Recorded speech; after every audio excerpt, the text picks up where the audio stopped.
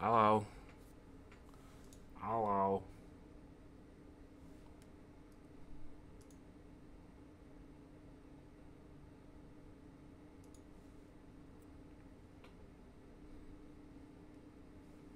Hello, hello. Am I heard?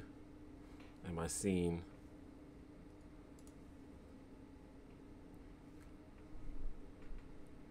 Hello, hello. Am I heard?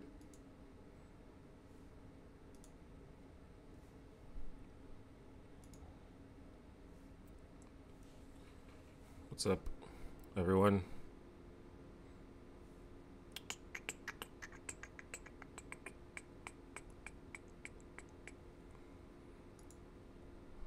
All right, I'm gonna send out a little tweet.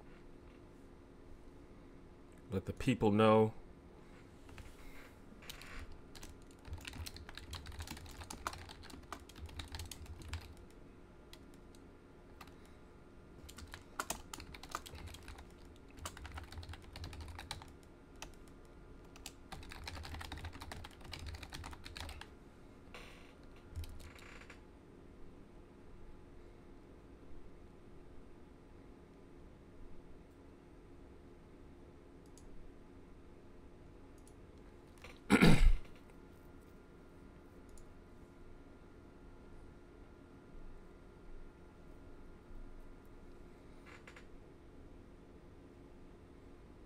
All right. Hello, everyone. How's everybody doing? It is Sunday. I actually got started a little bit later than I meant to do it, but kind of woke up late and I had to eat breakfast and all that junk. And I actually wanted to go to the store, but I'll go after. I need like some toilet paper, like out of toilet paper. This shit sucks.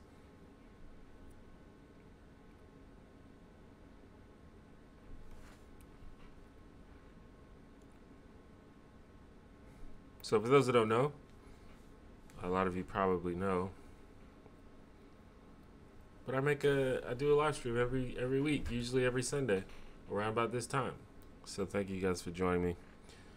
And there's usually no set topic or set plan. I usually just kind of go off the chat and just see what the chat's talking about and see what kind of tangents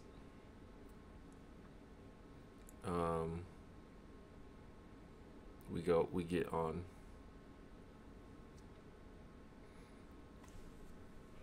So thanks for coming. How you guys doing?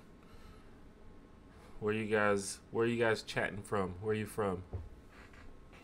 I wanna start. I wanna like get an idea of like who's watching, because one of the reasons that I do it at this time is to give people who aren't from America like a chance to watch when it's not like super like late or super early.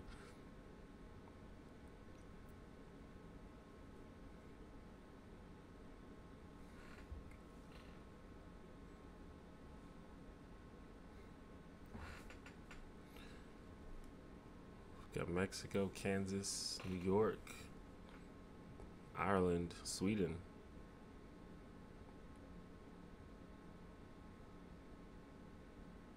It's cold. It's still pretty warm here, I think. I think it's like 80 degrees outside.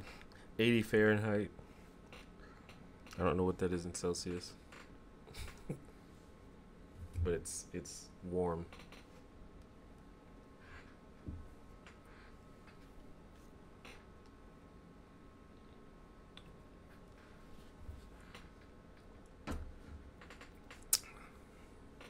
Gotta stay hydrated. I feel like I'm shiny. I don't know if that's the camera or if I'm just actually shiny.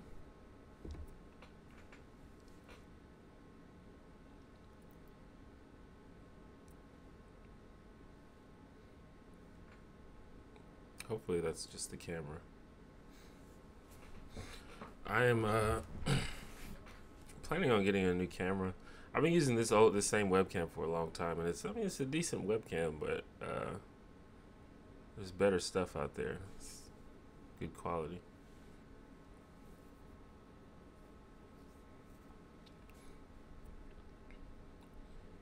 I actually figured out that I can use my the same camera that I shoot my YouTube videos I can use that for the live stream, but the problem is I need to get an adapter because right now it runs off of battery, but the battery will die during the stream, so I have to get like a wall adapter or whatever.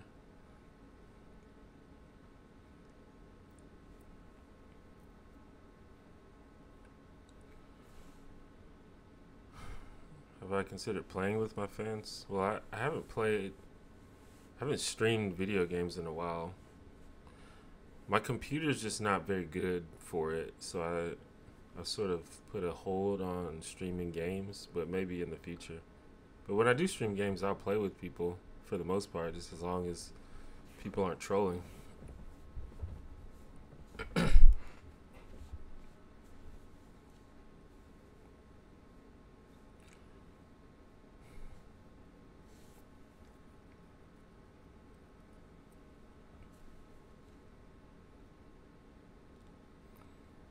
Have I read anything good? Nope, I haven't read anything in a while. Which is ironic because I just moved into a new apartment, and I just organized my bookshelf, which has some stuff that I need to read. I've read a lot of stuff online. Mostly what I read now is just like news articles. Just digesting news, which gets depressing these days.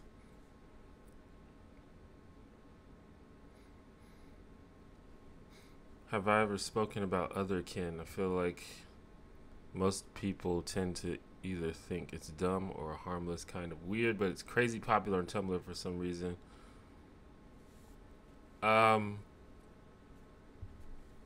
I guess I tend to think that it's a harmless, kind of weird.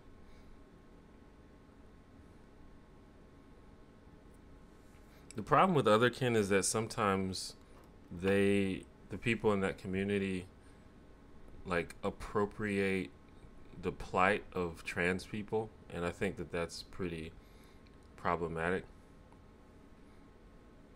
But in terms of just the thing, like, as far as I can tell, and I've actually like done some research on this. Electric Low Man, thank you for the super chat. But as far as I can tell, and I've there's like master posts with a lot of information about otherkin, but it just it doesn't seem like it's actually a thing. You like, I can say like if you like feel like something, or if you identify with something, that's one thing. But to say that you are something that's not human, that's just like not true. It's like scientifically not true. So, but the problem is when you start appropriating the struggles of like people that are actually being systematically disadvantaged in the world, and that's where it gets. But other than that, it's just, I think it's mostly harmless. They don't seem to be hurting anybody. Most people don't even know what that is.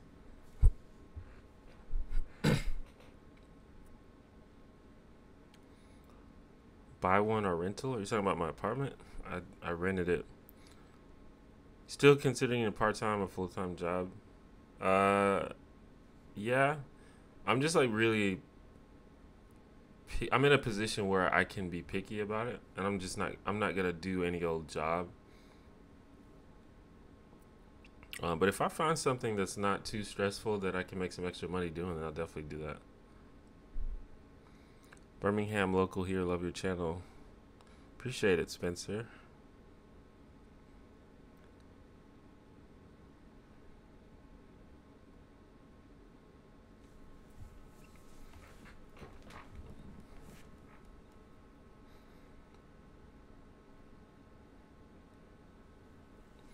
Do you look forward to the 2020 election? Will Trump lose?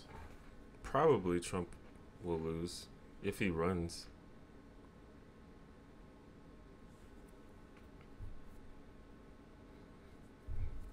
I mean, Trump is one of the least popular presidents of all time.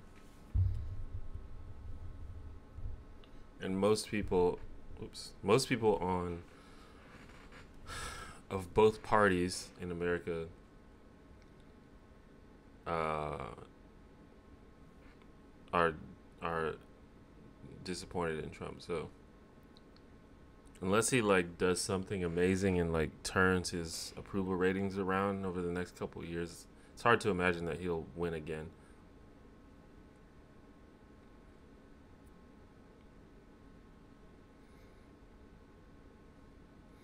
Why do you think that guns are so controversial in the United States? I think it's mostly because of propaganda. Just like any other hot button issues, uh, politicians and other organizations, they use these issues specifically to drum up uh, emotions, and so they feed off those emotions. Like if they can make a lot of people care about something and believe something, then they can use that to their advantage.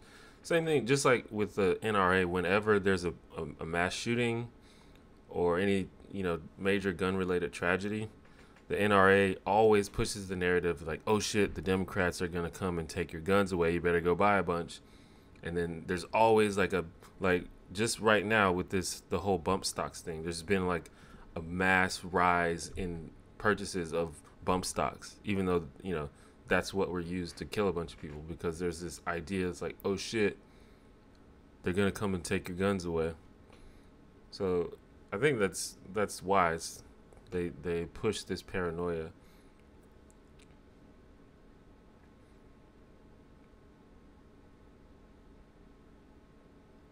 What's the last movie you saw? The last movie I saw, like in theaters?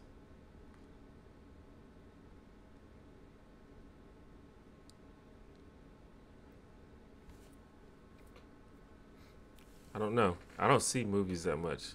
The last movie I saw was probably Spider-Man Homecoming. Actually, now that I think of it.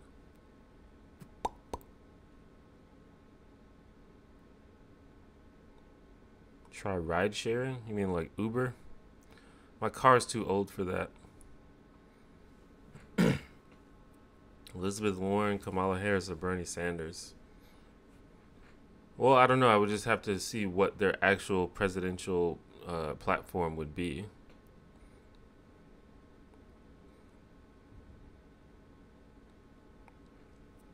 I'm already familiar with Bernie Sanders' overall like platform, and I'm sure he would probably update it in the future. But I think any of those people in general would probably be a agreeable candidate, but putting them against each other would be hard because I just don't know what the overall platform would be. Do you play D&D? I've never played D&D before. I was gonna join a D&D group, but the problem is it usually requires like commitment and dedication where you have to keep playing, and you have to be like, okay, we're gonna play every Friday or something like that. And I don't want to do that because there's times where it's just like I just don't feel like playing.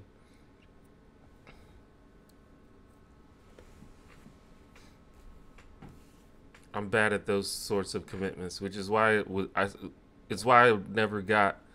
Well, not that I didn't get far, but I was never like a serious raider in MMOs and World of Warcraft and stuff like that, because I basically just only did it when I felt like it. But in order to really like get the game going, you have to be dedicated and keep doing it.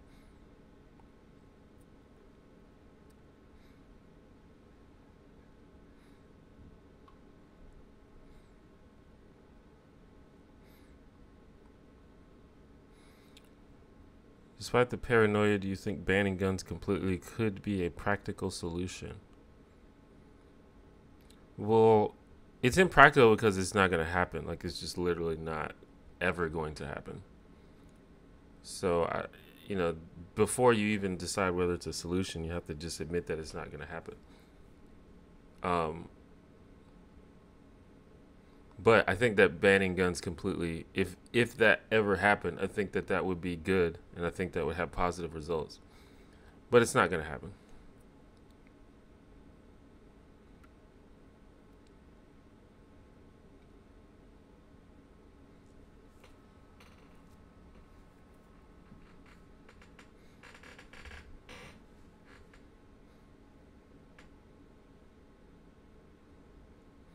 It's possible that guns could be phased out over time. That'll take a long time, like several centuries probably, because there's going to be a very, very strong backlash against it.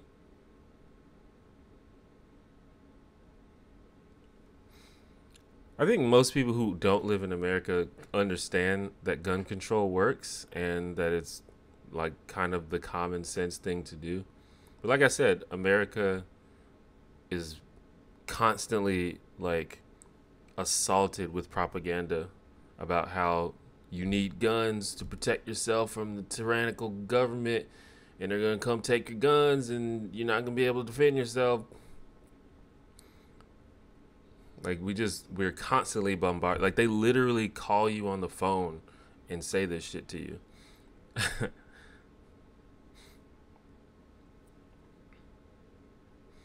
And if you live in like a conservative state or something, the TV ads for politicians are like, my opponent wants to take your guns away. Don't let him do that. Vote for me.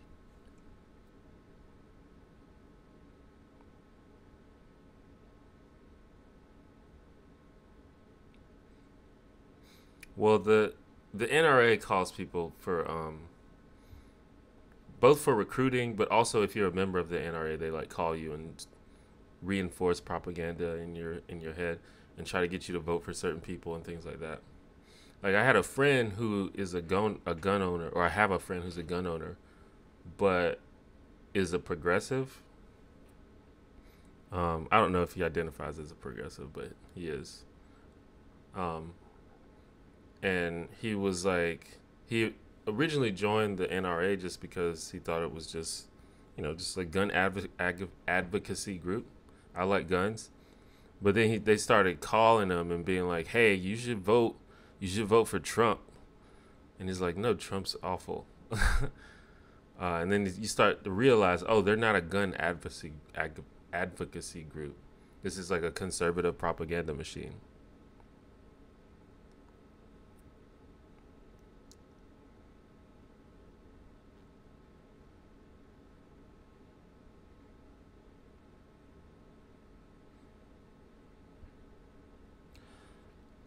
Yeah, I mean the idea that you're gonna defeat the government or the state in a gunfight is it's literally comical.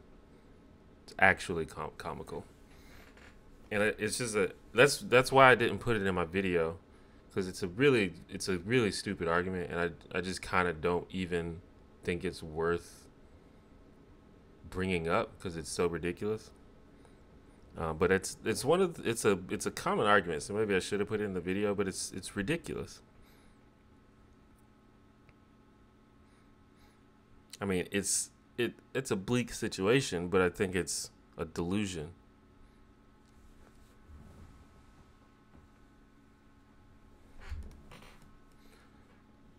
Guerrilla warfare has worked where, and in a situation comparable to the government of the United States of America.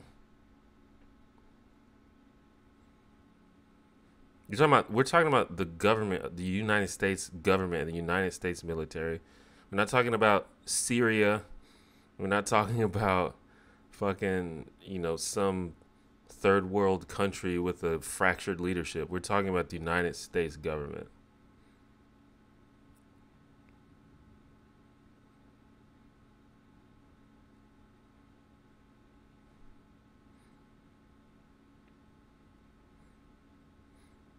If the government wanted you dead, you'd be dead, no matter what woods you live in.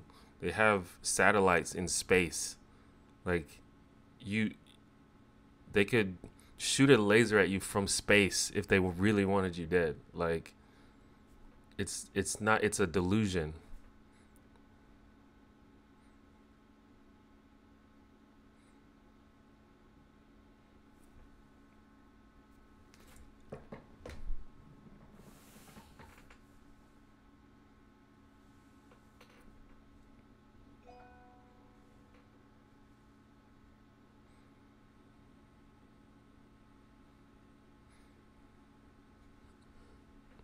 And I mean, it's just one of those, another one of those irrational human things where you have this idea in your head that makes no sense, but it just kind of gives you comfort. It's kind of like a religion almost.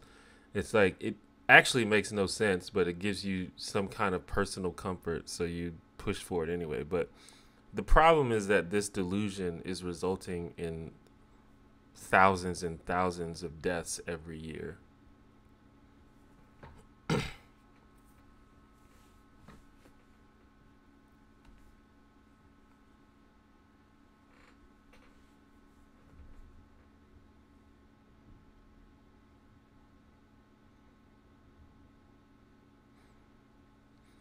The U.S. doesn't have space lasers. That was kind of a hyperbole, but the U.S. definitely does have satellite guided weapons that could target any spot on the planet.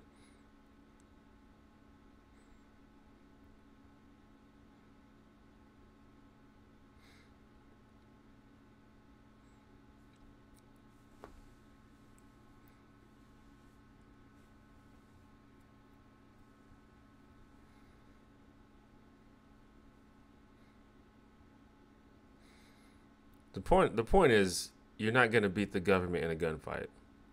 It's just not a thing. It's not even remotely within the realm of possibility.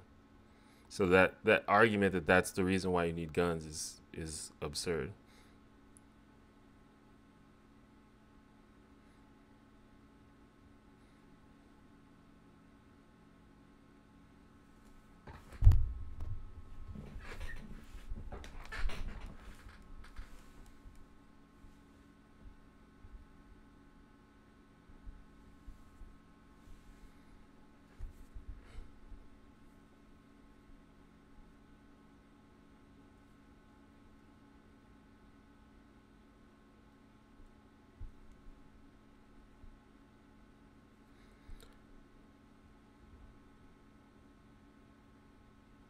But and there's I don't and the thing about it, this argument that it's like you're not gonna get rid of all crime, so why bother? It's like, what? That's ridiculous. If you can reduce it, then it's worth it. Like this idea only criminals will have guns. You realize that a lot of criminals get their guns legally.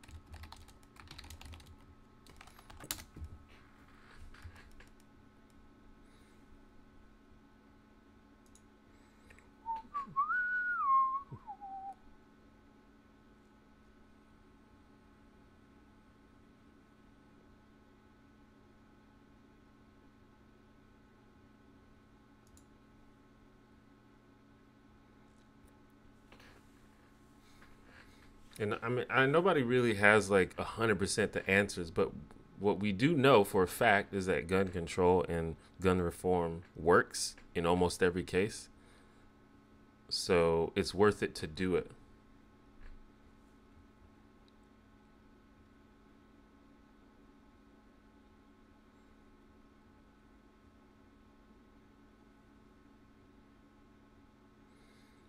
Yeah, of course they're harder to get for criminals. I mean, it's like common sense. It's weird that people have sort of this mental block when it comes to guns, but it makes sense for literally everything else. Think of anything that's illegal. It's hard to get, usually,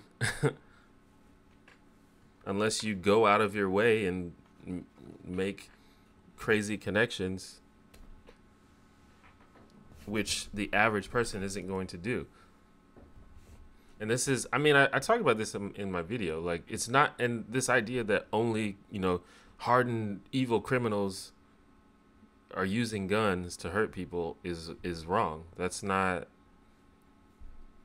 even the problem. If that was the case, we'd be having a different argument. The problem is anybody can get a gun and anybody can use it. So any just random person can get drunk one day. Like this literally happened in my town at a bar that I used to go to. Like, this girl, it's just some random girl and her boyfriend came to this bar, and they tried to, and the girl's underage, and the bartender wouldn't let him in. And so there was, they were arguing and stuff, and they were both drunk and probably on drugs or something. And then the boyfriend attacked the bartender, or they got into like some kind of wrestling match, and the girl pulls out a gun and shoots the bartender. As far as I know, this girl's not some hardened criminal, some murderer that just goes around shooting people. She was just a drunk girl that got into a state of heightened emotion and was an idiot and shot someone. And now she's, indicted for attempted murder.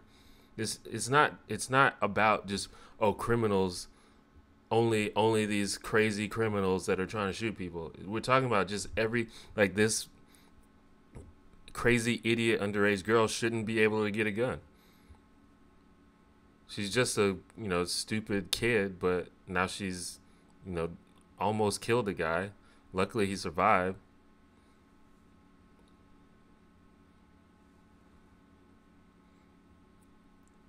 But that's what we're talking about. And that kind of stuff happens all the time. Probably happens more than the typical, mass shooting or just some crazy, evil, villainous criminal.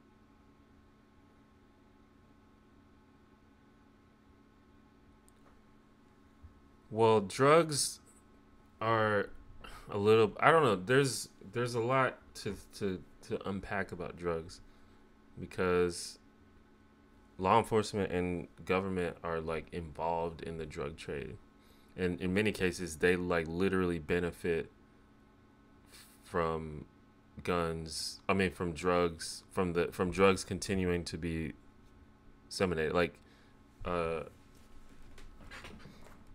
I think that, and that the same thing could end up happening with guns, which could be a problem. But I think that the reason that the drug flow continues is because it's allowed to. I don't think that there's any actual attempt to stop it. At what age did I decide I was an atheist? Maybe like 20, 19, something like that.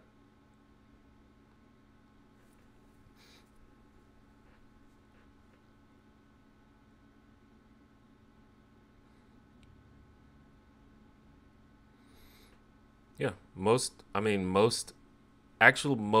the deaths caused by guns are suicides, if I'm not mistaken.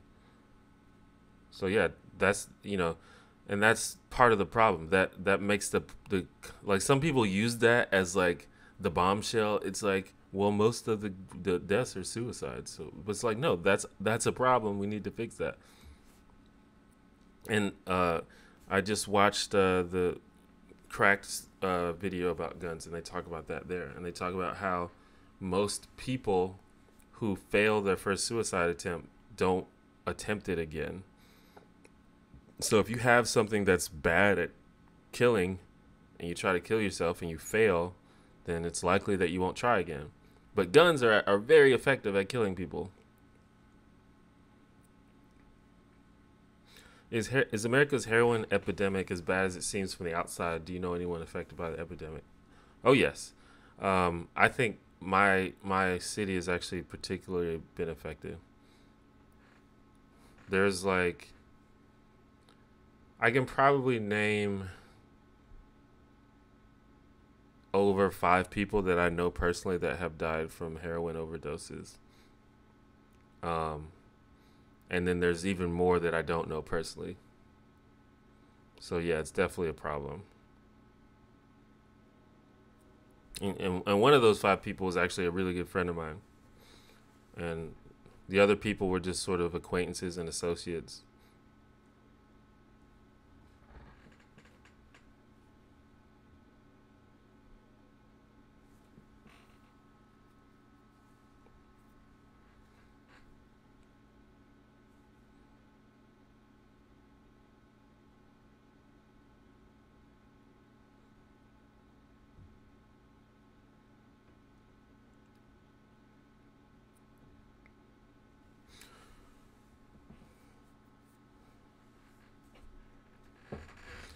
But the thing about I don't know the thing about drugs is drugs generally only hurt the people who use them, and they don't hurt other people, like guns.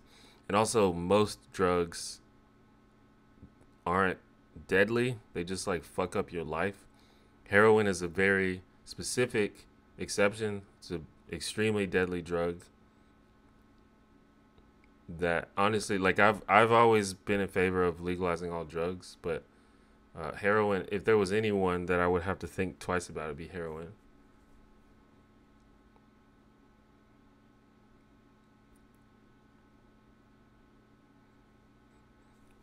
I mean, I'm not exactly sure what's causing the epidemic, but you know, there's different theories, I guess, and I'm not the most uh, educated. It's hard to talk about drugs because most people who talk about drugs are people who don't know a lot about it, and who aren't in the drug culture, who don't know the people that do it. So it's hard to really have a firsthand uh, knowledge base.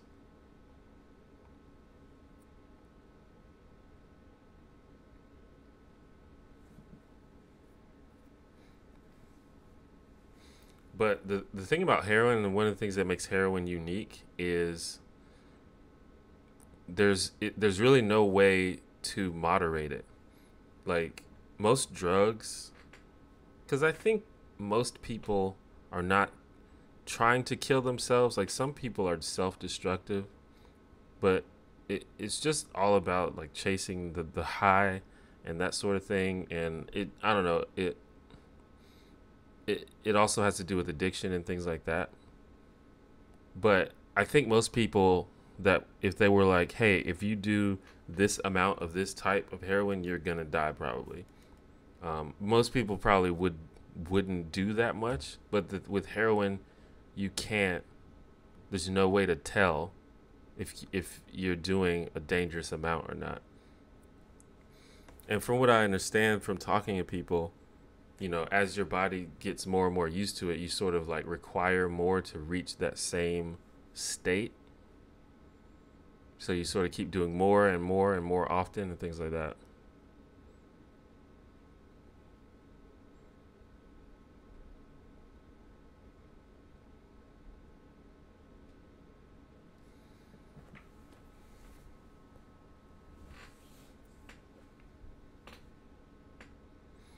I've heard from some people on the internet that the modern heroin epidemic is sort of like the white version of the crack epidemic in black communities.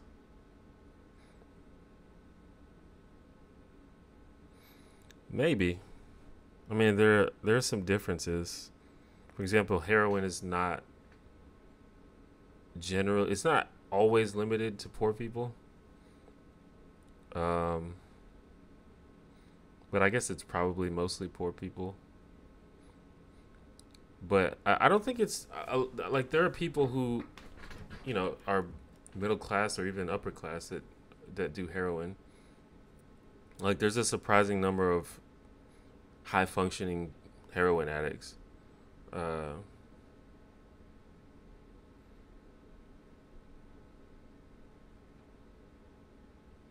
but I don't know. Insofar that it's like just this actual epidemic that's like killing people,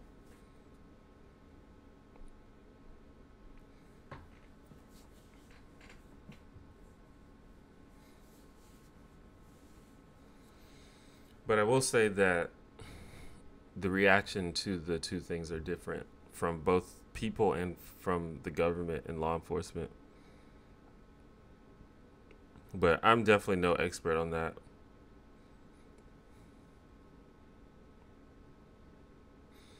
I want to have like more. I want to like interview people on my channel because I have like lots of friends that have done. Well, not lots, but I have a few friends that have done heroin.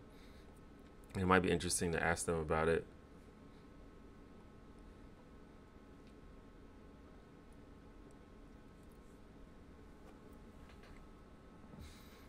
I think another thing about it is people sort of give up sometimes, especially when they're in a place of addiction. And I know at least one of the persons that I referred to earlier,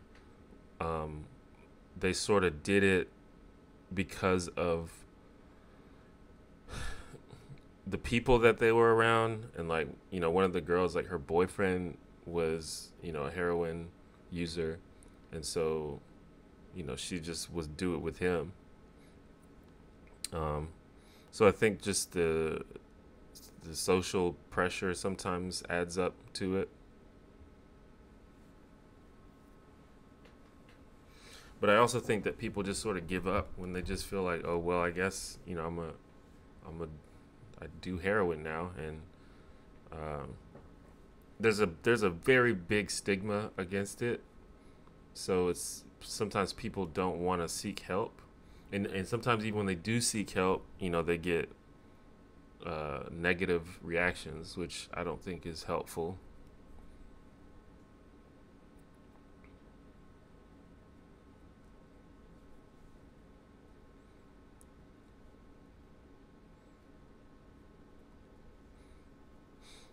I've seen these discussions like on Facebook all the time. Um, like I have there's a, you know, like, you know, there's people say, you know, addiction is a disease, and I think that it is in many cases, but a lot of people, you know, a lot of people are these personal responsibility people. It's like, no, it's a choice. You chose to do it, so you're a bad person and you need to fix your life. I just don't think that kind of shit is helpful.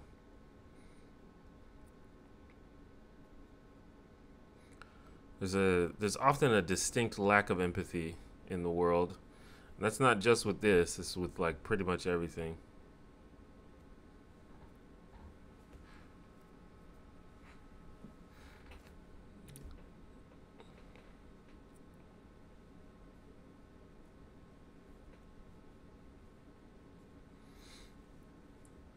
I think that decriminalization and regulation of drugs would be helpful.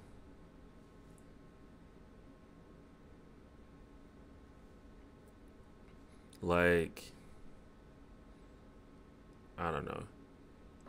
Even with something like heroin, say if, well, I don't know. That I just feel like people wouldn't have to go to all these great lengths to get this crazy shit that they don't know anything about.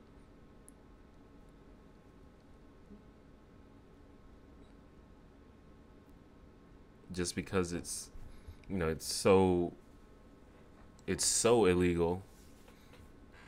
It's like, yeah, you know, I got this hookup from this guy from Guatemala that I'd never met before, and I'm gonna drive 2 states over to get this shit. Like that type of shit. That's how you end up getting like crazy shit that's gonna kill you.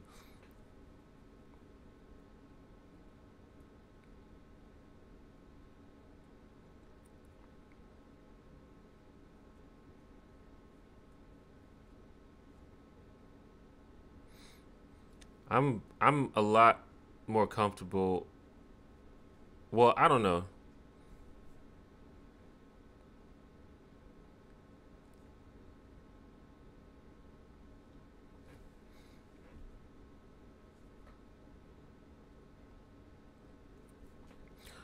You'd have to make common sense or reasonable laws, because there are a lot of people in jail for dealing drugs or for intent to distribute drugs when they only, you know, they just had a little bit that they were going to share with their friends. um So I don't know about that. It's something to think about.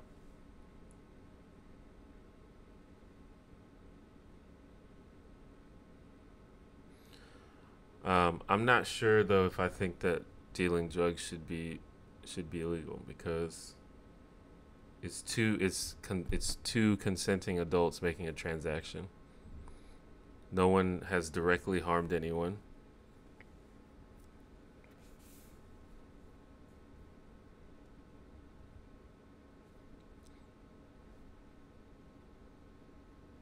If they're selling to kids or something, then yeah.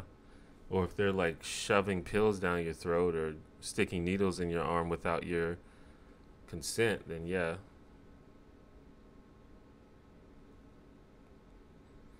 Drug laws do unfairly target black people.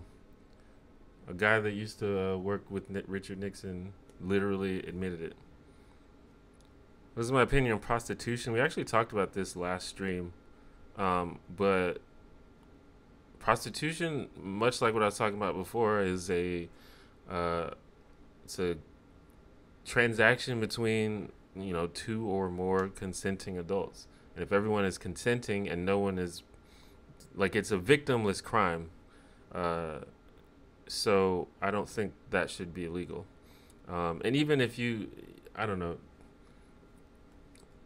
I think that some people want to say that there's a victim, but it's a victimless crime. And it's better for people who do sex work if it's decriminalized, if not completely legal, because then they have more recourse. If things go badly, they can like call the police if there's a problem, like if they're being assaulted or something. And I think regulation of the industry would be helpful for everybody. It would prevent the spread of STDs and other things like that.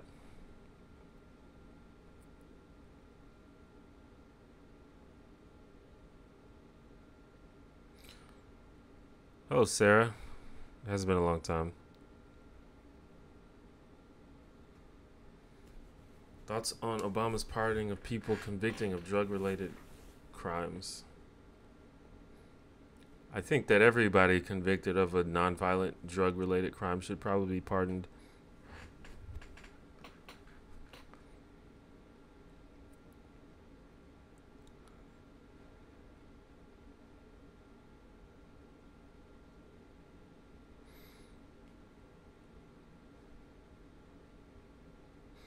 What about when they're selling drugs and one of them is addicted and not in a correct state of mind? Well, I mean, you can come up with all these situations, and those situations will have to be analyzed and judged accordingly. I mean, you could probably make the argument that if you're taking advantage of someone who's not in the right state of mind, that there may be criminal intent there. But that's why we have courts of law and judges and juries, so we can interpret these cases correctly. There's no law that's just like 100%. No exceptions.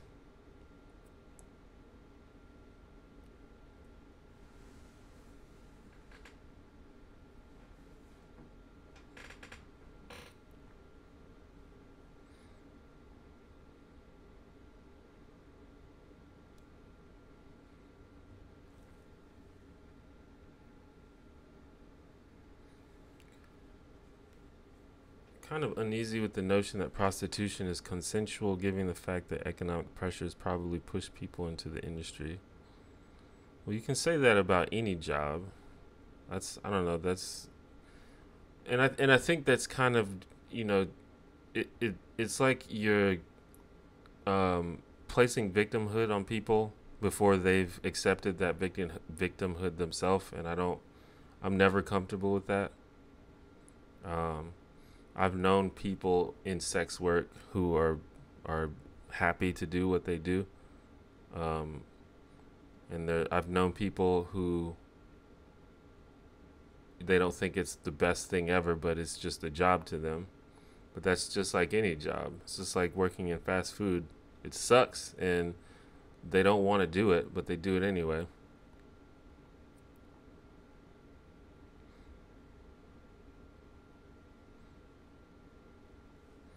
But I mean, if you're using this as an argument to criticize capitalism in general, then you know, that's a whole different argument. That's not an argument against prostitution. That's an argument against capitalism.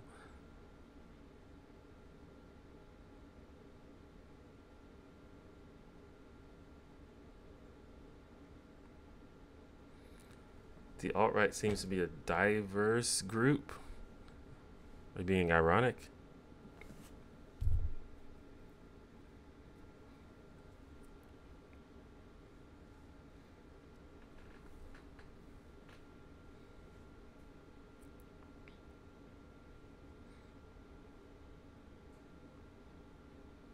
I don't know what you mean.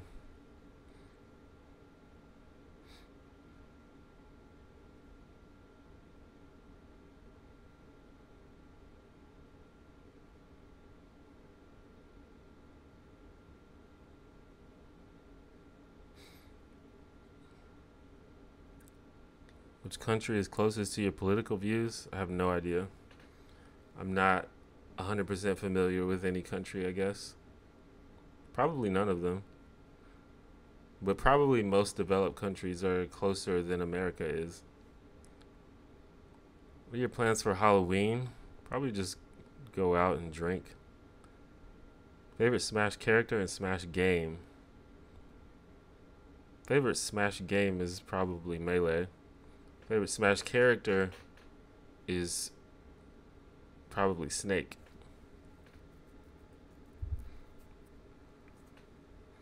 And apparently they were gonna put Snake in Melee, but apparently they didn't have time or something, so they put him in Brawl. But he's definitely my favorite character in Brawl.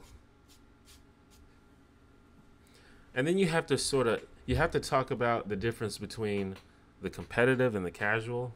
Competitively, Melee, and competitively is what I care about the most. And competitively, Melee is the best by far. And a lot of that is just because it's been out so long and people have sort of completely, thoroughly figured out the game. So we understand it on a more like spiritual level, which makes it more fun. But overall, I think it is just a better designed game competitively. But casually, you can make an argument that Smash 4 is the best. Because it just has so much stuff in it. It has so many characters and so much stuff and all these modes, and you can do all this cool stuff. So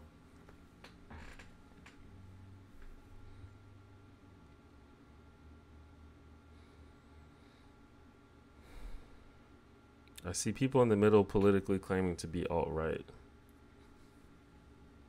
I don't know if I've seen that.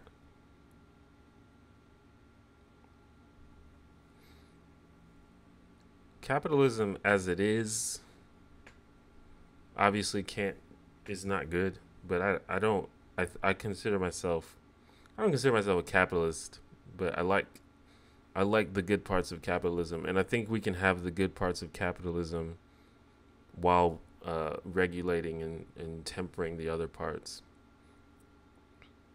Favorite League of Legends champion? Tryndamere. Ice Climbers is a good example of the difference between competitive and casual. Because competitively, Ice Climbers is one of the most annoying, frustrating characters ever. But casually, it's like a really cool idea. It's like you get to play as two people.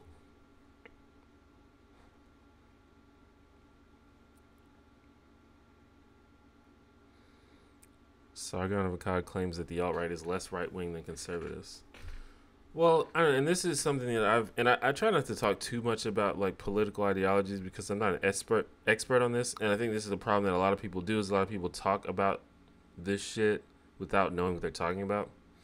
But the thing about right wing, it's, you know, I think we understand that political ideology is not a straight line, and I think, you know, like the Political Compass survey has sort of hipped people to the idea. A lot of people don't like the Political Compass survey, but I won't get into that. But right wing can mean different things. Like there are libertarians who want basically no government, and they basically want complete laissez-faire capitalism to run everything, and that's right wing. But at the same time, you have fascists who want authoritarian control over everything, which is also right wing. So it's like when you talk about who's more right wing than something else, that's that's not really the right way to talk about it.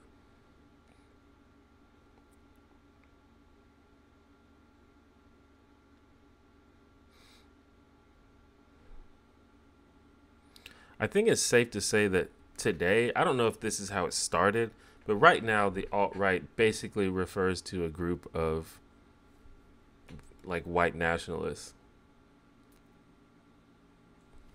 Yeah, a conservative libertarianism is a right-wing ideology. That's what I'm saying.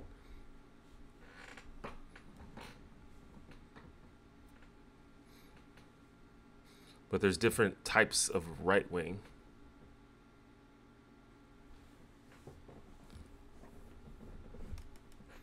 And it's the same thing on the left. There are people on the left who want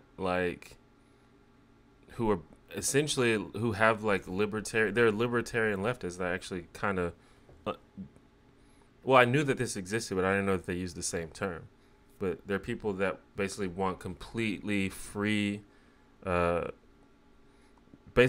completely individual freedom, do whatever the fuck you want. But they don't believe in terms of the free market to the same extent. But on the same time, on the left, you have people who want completely authoritarian control over social issues and things like that. So, like I said, I'm no expert, but I understand that there's talking about that in that way is often not useful.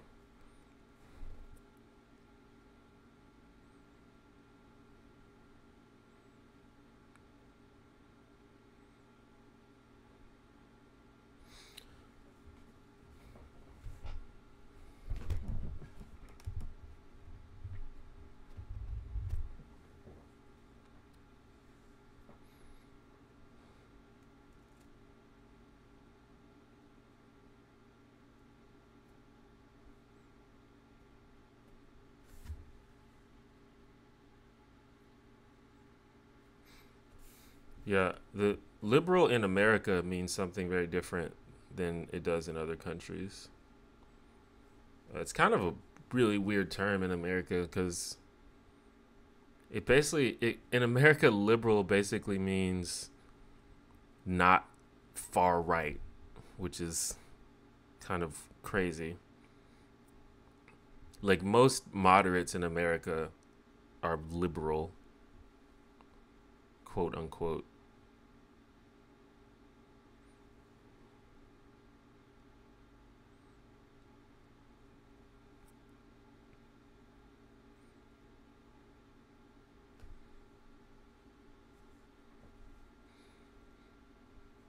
But yeah, I try not to use liberal that much anymore because it's kind of confusing if you don't live in America or if you want to use the correct terms. But I often hesitate to use progressive also because I think that there are leftists who aren't progressives and who don't identify as progressives.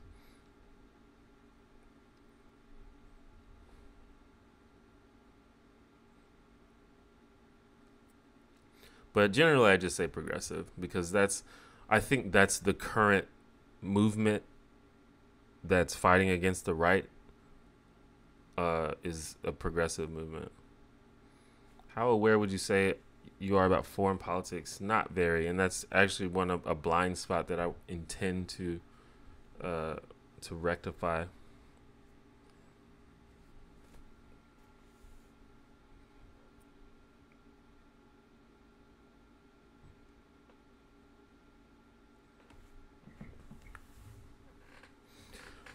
Like I consider myself I think I'm good at thinking about ideas and deciding how I feel about them, but I need to get better about knowing stuff, like actually knowing what has happened in the world and how that affects those ideas. Do I watch anime? No, not really. Sometimes I watch the old animes that I grew up watching, like Cowboy Bebop and Dragon Ball Z. But I don't really keep up with any of the new ones. And usually when I watch a new anime, it's like really stupid to me, or like it's like kind of cool, but it doesn't make sense, or it's just like, I don't know. That's how I feel about most anime. I feel like it's style over substance the vast majority of the time, which is not necessarily a bad thing, but it just gets to a point where it's like I literally can't follow this because I have no idea what, like, this is incoherent. Like that fight scene was cool, but the story makes zero sense. Do I like those anti-SJW YouTubers? No. I mean, for the most part, I've come to a point where I just don't care. Some of them I think are specifically really bad and are really, like, really frustrating to me. Most of them I'm just happy to ignore. But overall, the whole anti-SJW community, I think, is I place them in the same category as like people who think the Earth is flat. It's just it's just like a fringe movement on YouTube that doesn't say anything useful. Therefore, I'm happy to ignore them. There's a couple of them that I think are bad and like specifically malicious and like specifically go out of their way to like bully and misrepresent people, and that can be a problem. But for the most part, I just ignore them.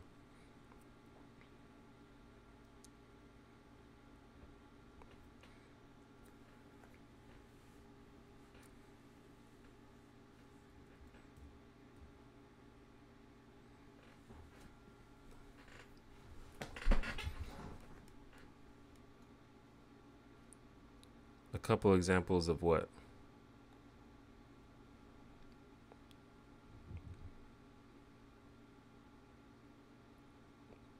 Not bearing. Why not bearing?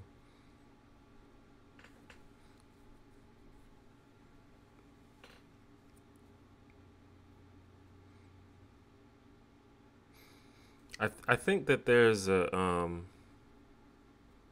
air of mean spiritedness among those channels, which I don't like in general. You mean specifically channels that I think are that are I think are malicious? Because I mean they're all trash. I'm not just gonna list all of them, but like I said, it's just like it's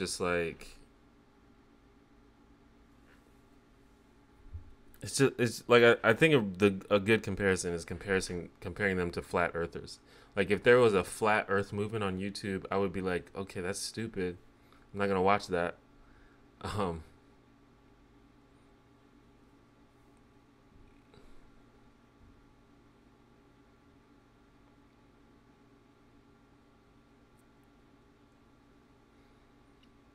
but the ones that are like the ones that are actually obviously bullies are people like Sargon and Blair White and Bering. Like those are the people I'm talking about that are just the worst of the worst.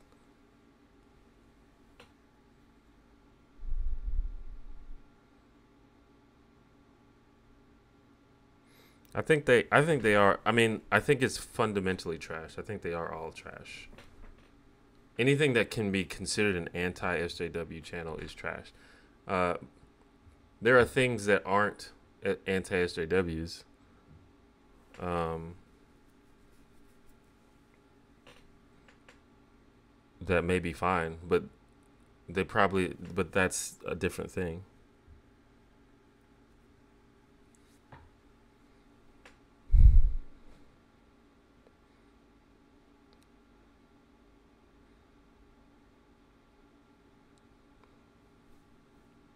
Did I see Bering's anti-LGBT video? No, I don't watch Bering. I don't watch any of these people anymore. So if by some miracle they like all are better now, then I wouldn't know. But I watched them for a good while and found out that they were all trash.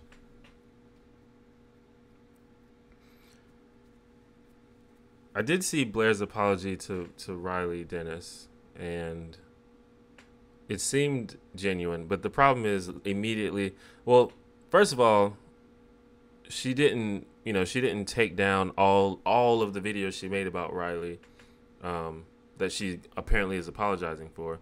I think that would be the ultimate example of whether that was in good faith, if you take down or add some kind of annotation and description, but probably take down because they're just mean ass videos. So if you do that, but she didn't do that, and then just after that video, she just went back to the same old tricks where she's just a hateful, lie spewing person on YouTube. So it's, I guess you can apologize once, but you're still a bully if you are a bully. Yeah, I was able to surmise the gist of Bearing's video based on responses and just people reacting to it. But I will never intentionally watch a Bearing video probably ever again.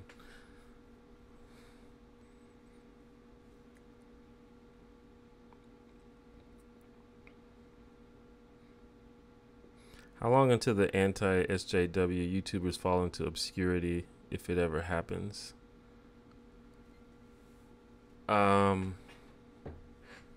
This is a thing.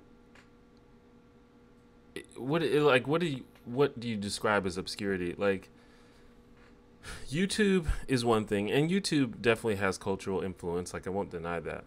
But if you're only popular on YouTube, I would say that you're probably already obscure.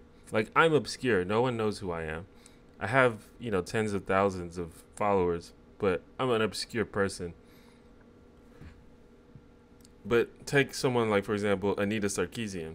She's a YouTuber, but she's not obscure. Like, people know who she is outside of YouTube. So it's like this I think that, and I've done this myself, where I've sort of overemphasized the significance of these people, and this is why I'm just happy to ignore them now, because I realize they don't really have that much influence. They just have a lot of shitlord followers on YouTube. Like, it's possible that they may find a way to finagle their way into the mainstream, but it's very unlikely. As soon as people understand, and I think this MythCon thing is a example of what's going to happen if they try to worm their way into the mainstream. People are going to see that they're terrible and be like, okay, never mind. Like, if you see the reaction to Sargon at MythCon, like David Silverman, the president of American Atheists, even like he responded to it. Like, that's a guy who has influence in the mainstream, and he was like, "Oh yeah, that guy sucks."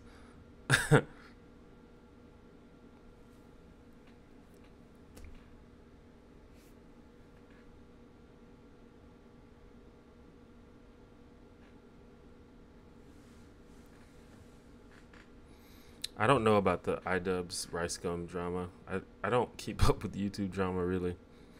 I watch like gaming videos and like Swoozy and Vlogbrothers and shit. Like, I don't watch all that. I don't like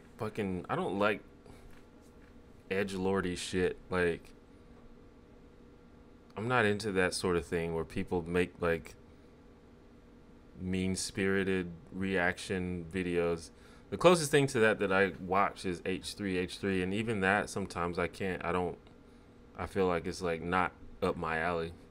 I like people who make empathetic, educational, funny videos. Like, I'm not into fucking edgelords. Like, that's fucking stupid. I guess I'm just old. Just not my jam.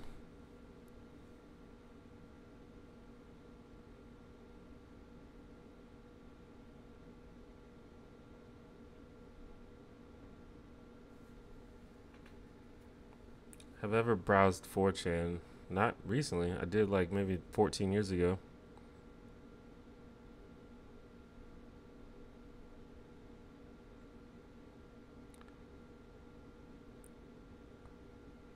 What about Philly D? I like Philip DeFranco, but I don't think his videos are mean spirited. I think his videos are usually fair and well researched. And I don't think that about ContraPoints either. I think ContraPoints is great. I don't agree that Anita Sarkeesian is a selfish professional victim. How old am I? I'm 32 years old.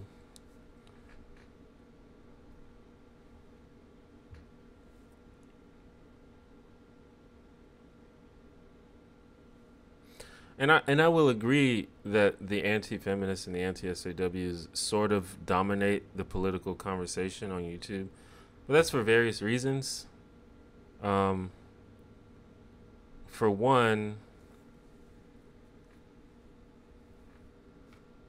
the audience of YouTube is like children.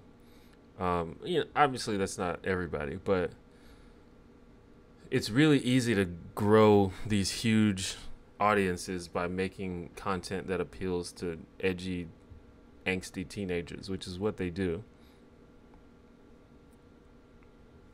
And also, they're way, way more invested in this culture war than the left is. Like, the left is actually, like, if you watch, when you think about progressive YouTubers that are big, they're not people that are like specifically attacking an ideology. They're people who make videos about things that are important to them, that they want the world to be a better place. They approach it differently, you know. But the others, but the antis, their side, they specifically attack people. So it seems like they're winning, but it's really that they're just sort of punching at a punching bag, while their actual enemies are actually out here doing real work. So it seems like, they're winning the war, but the problem is they're not being fought against because people don't take them seriously or think that they're worth it. Now, of course, nowadays there are a lot more people who are fighting back, which is, I'm ambivalent about that because, like I said, I don't think that they're worth the effort. But it does seem to be helpful for some people. Like, for example, I don't see how anyone can take Sargon seriously if you've ever watched one of the many takedowns of his work and realize that how ridiculous the shit that he says is. And that's people like H Bomber Guy and Sean and Jen. And even recently, David Pacman did a response to Sargon where he literally destroys the guy. And it's like, I don't understand how anyone can take him seriously if you've watched those videos. So, maybe that's useful, but it's like, I just feel like these kind of people are just beneath you. Like, you could be doing so much more with your time.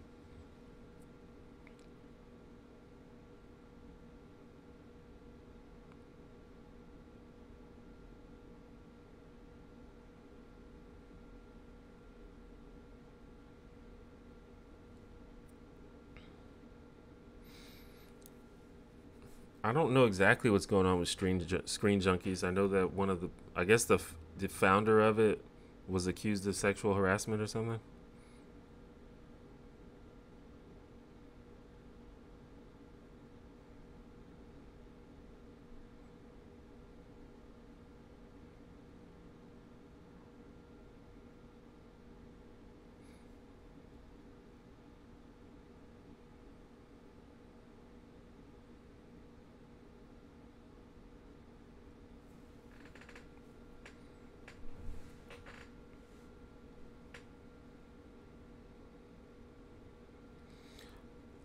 But I think that the tide is shifting, and maybe part of that is because of this new crop of progressive YouTubers that have come up. Because in 2009 or something, 2010, I think that feminists sort of ran YouTube. Like every they didn't make video. Well, a lot of them made some of them made videos about feminism, but every big YouTuber was a feminist, and they would say proudly that they're a feminist. And then after Gamergate, that changed, where there was this huge movement of anti-feminists, and they just sort of took over everything. And that's when people realized that making like mean-spirited attack videos could, build you a really big audience. And so it wasn't just anti-feminist videos, it was also a lot of other channels that made just like drama channels and drama videos and reaction videos where they like make fun of people. So that was just like this huge surge of like mean-spirited douchiness on YouTube. But I think that tide is starting to turn.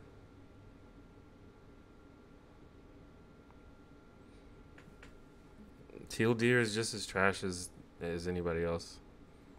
But again, I haven't watched any of these people in, I don't know, maybe a whole year now. So who knows what the fuck they're doing these days.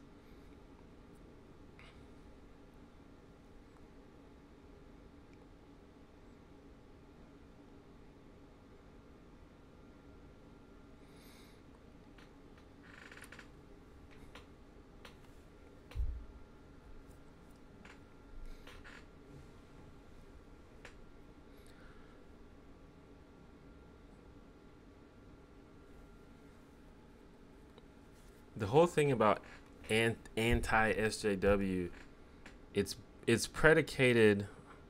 First of all, they're like mean. They're almost always mean and rude, and that alone is gonna turn me off. I just think that's just not the way to be. That's just not how a human being should act. Second of all, it's the whole ideology, and this is why I'm okay with saying that they're all trash. Is the whole ideology is predicated upon denial of facts or misrepresentation of facts. Like all of it is. Like it's a reaction to progressivism. It's a reaction to people saying, "Hey, there's social injustice problems in the world. There's sexism, there's racism."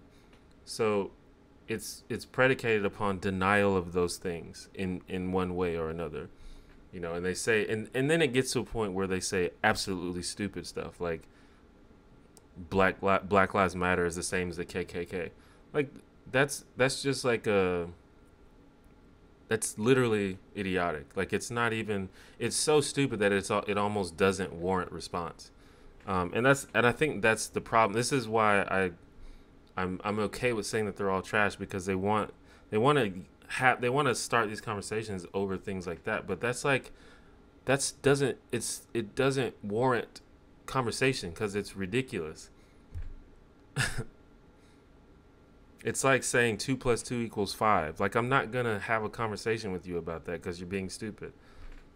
And that's the kind of stuff that they do as a whole, as a community. Like, that's the whole thing. I'm not saying every one of them believes that Black Lives Matter is the same as the KKK, but the whole community advocates ideas like that. Like, they downplay the existence of systemic racism in the world. They downplay the plight of LGBT people. They downplay the existence of sexism. And these are things that are established and proven, and we're beyond that. Like, we can't have these basic conversations anymore. And this is why I'm happy to just ignore all of them. Just like I'm happy to ignore the entire flat earth movement. It's exactly the same to me.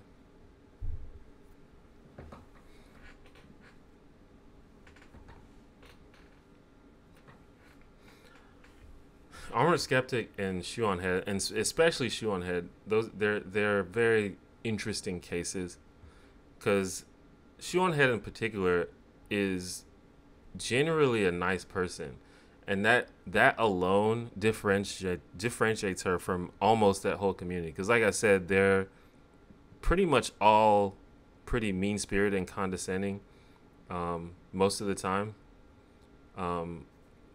but Shu is actually pretty nice, and so because of that, she's sort of like of interest to progressives who like are just looking for any kind of way to discuss people or to discuss these ideas with people. But then you like watch her videos and you realize that it's the same garbage, it's the same trash, it's the same like non-factual hyperbolic misrepresentations as any other video. So it's like, okay.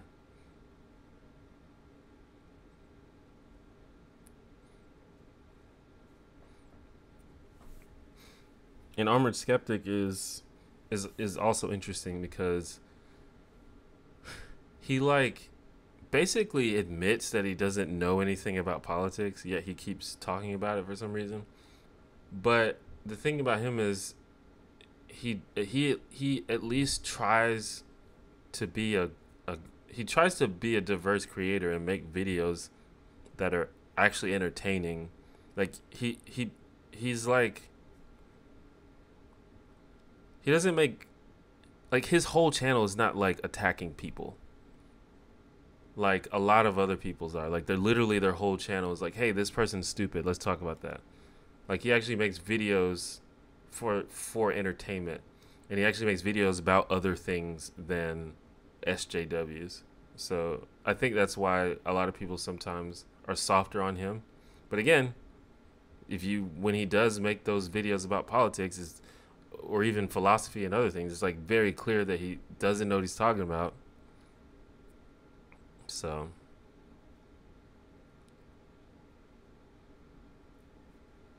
and I think Armored Skeptic has this he has this centrist charm that people like, because I think the problem is a lot of people hate anybody. It's the South Park mentality, basically. People hate anybody that takes a stance on the left or the right or anything. And so people like Armored Skeptic have this centrist mentality where it's like, I don't know, just be civil and listen to each other and see, meet in the middle and whatever. And I think a lot of people are attracted to that, and I think that's one of the reasons why a lot of people like him. But in my view, there are certain things that I'm going to take a stance on, especially if it's like backed by facts. Like if I say, cops, there's a problem with police brutality against black people, I'm going to take a stance on that because it's true, and it's like demonstrably true and provably true.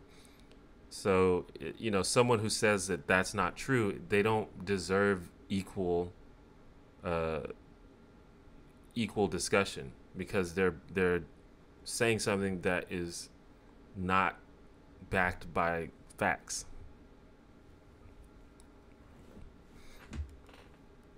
Anyway.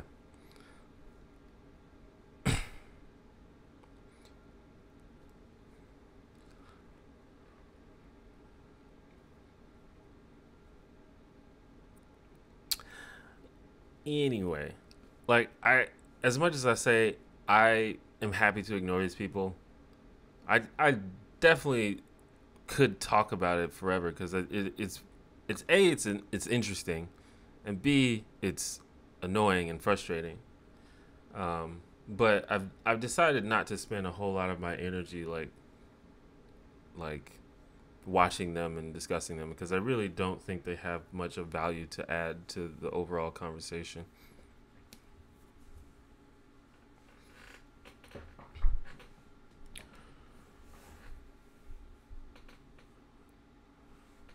I don't think you can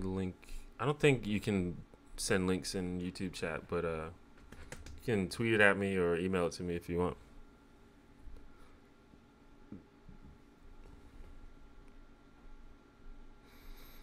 Some people also seem to expect that if you disagree with them, you're an extremist. I think, I don't know. Some people are just cannot deal with the fact that people disagree with them. But I don't know. We're at a point in the world now where we can't even agree on whether facts are true or not, and that just even goes beyond, you know, differences of opinion. Like, we need to first settle whether or not facts are true, and then we can talk about opinions. Let's get facts taken care of before we get to opinions.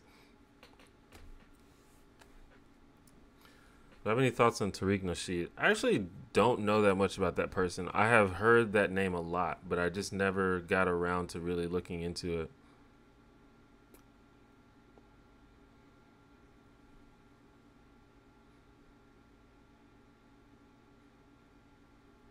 I think it's important to understand when you're making like sort of a emotion-based argument. Like, it's not generally a bad thing to make an emotion-based argument, but you have to understand that fact-based arguments are better. And this is why I usually say, like, you have to decide what you care about more. And if the thing that you care about more is not the same as the thing I care about more, then that's just where we disagree, and we're just gonna have to end the conversation there.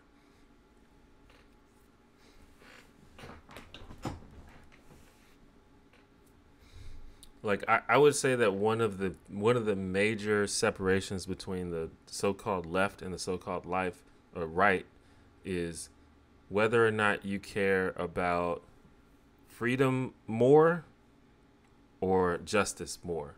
Now, obviously, those things are not mutually exclusive. You can have both, but there are situations in which you have to choose which one you care about more. And most of the time, I care about justice more. But there are people who care about freedom more.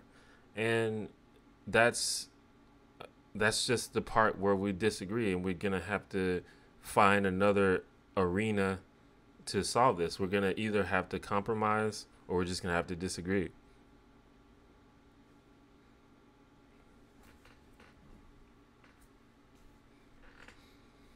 What are your thoughts on Sargon interviewing Amos Yee? I don't know. I don't think about Sargon. Well, that's not true, but I don't think that Sargon operates in good faith. So I'm generally suspicious of everything he does and says. I don't know a whole lot about Amos Yee. I remember seeing him on YouTube a while back, and I remember seeing him, and he like said something really stupid, and I was like, okay, I'm not watching this guy anymore. And then I read recently about the child porn thing, which is like, okay, more stupid stuff. At the end of the day, that he can talk to whoever he wants to. But like I said, I don't think he operates in good faith. I think he has a very clear agenda, and I don't think it's a noble agenda. And this is probably just part of that. What's up? Thoughts on Joe Rogan? In general, I like Joe Rogan. I think that Joe Rogan is an honest person. I disagree with him on many things, but I don't think that he is intentionally just disingenuous. And I think that he generally doesn't ignore facts like other people do. But the conclusions that we come to on things are often different, which is fine, I guess. Sometimes it's disappointing to me, but I also think that I don't know. I think that he's not as bad as Dave Rubin, but I think that sometimes he lets people that come on his podcast get away with saying really, really crazy shit. And I think a lot of it, I don't think it's him letting them do it, but I think it's him not knowing enough to counter them. But it ends up like coming off as, oh, this person is legitimate. He just said this crazy shit, but no one corrected him, so now that's out into the world.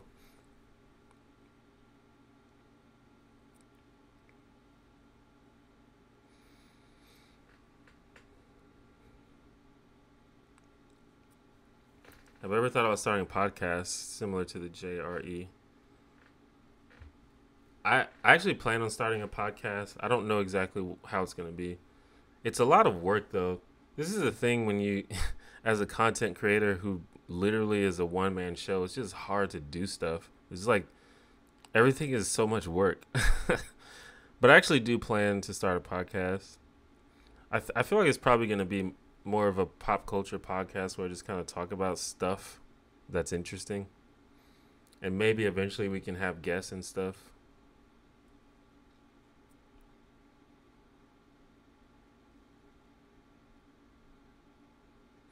Thoughts on Blair White?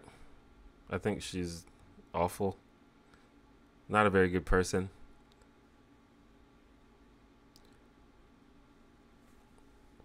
That's the Bill Maher problem. Yeah, Bill Maher is. I think Bill Maher is not as bad as Joe Rogan, and definitely not as bad as Dave Rubin. But that does happen sometimes. But I do think that Bill Maher will challenge someone if they say something that's just wrong. But I think because of the nature of his show, they can't. He can't like spend 30 minutes debunking somebody. So I kind of get that, but I think that he's not as bad.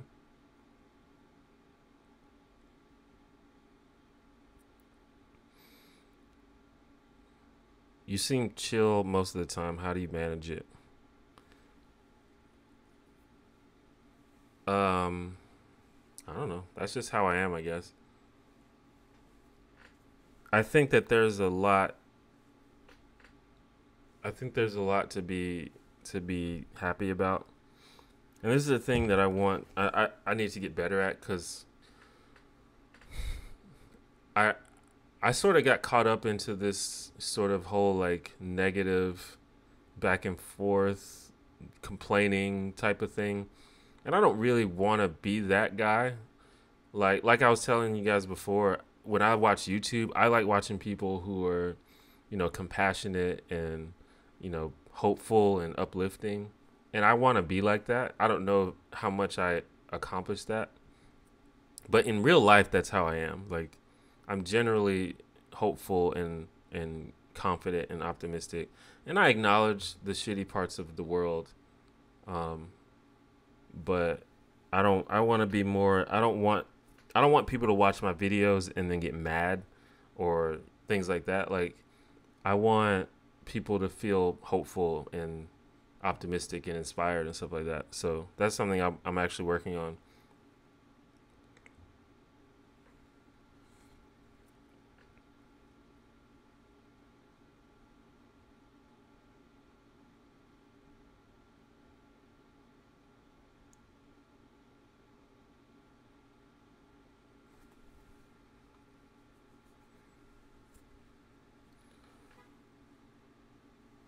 Well, I don't know.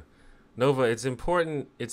I mean, I understand that you can't remember the exact words, but the context of what was actually said is different from the context of what you said. I still, I still agree that it was kind of bad, but I don't think that it was as bad as what you say implied. Basically Milo argued that it was okay to be worried about, that it was reasonable to be worried about trans people, or people pretending to be trans to so they can sneak in bathrooms or something like that, or something like that. Like, he said it's reasonable to be concerned about basically men dressed as women going into women's locker rooms, and Bill Maher was like, that's reasonable. And the thing is, it's not reasonable. Um, but I could see how someone might think it was reasonable. But based on reality and based on the facts of what has actually happened in the world, it's not reasonable.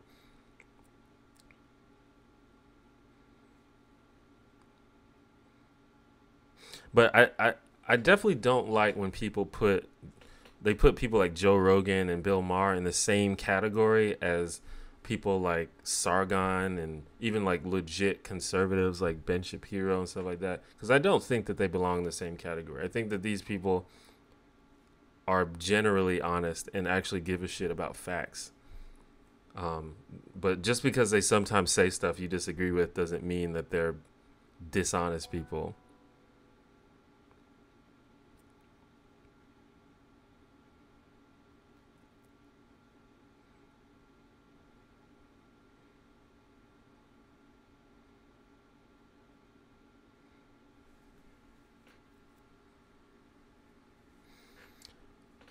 Um, I don't. Milo Yiannopoulos is he. I don't.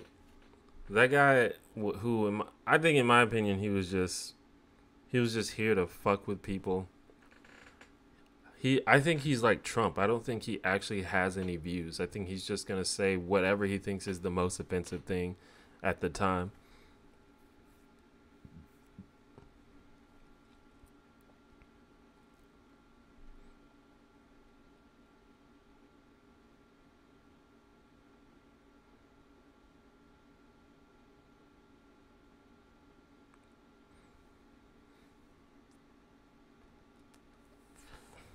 I don't understand why people care what others do with their bodies all the time.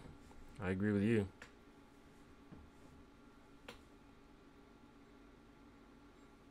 I think Bill Maher's show is actually one of the most important shows on TV. I'm happy that it exists.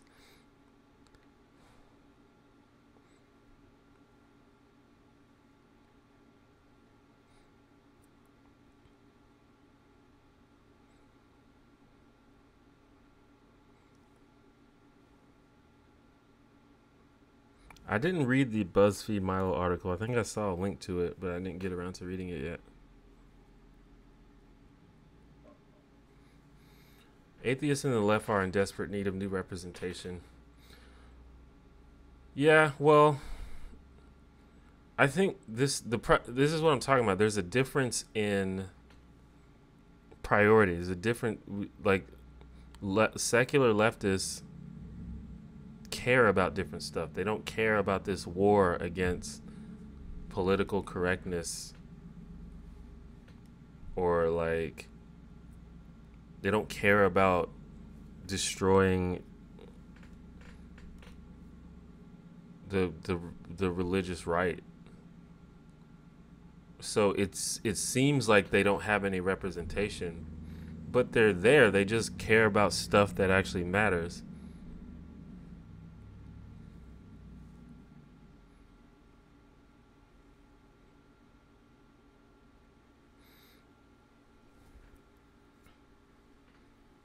Like, I don't think we've gotten to a point where I don't think your atheism should be what informs how what you do in your life.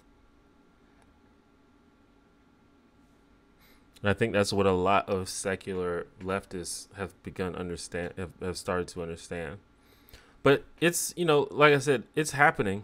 There's people out there that are realizing, you need to take a step forward. There's, people like Matt Dillahunty and Dave Silverman and, other people who are known for their atheism, but also realizing that there's a segment of atheism that is toxic and maybe needs to be resisted.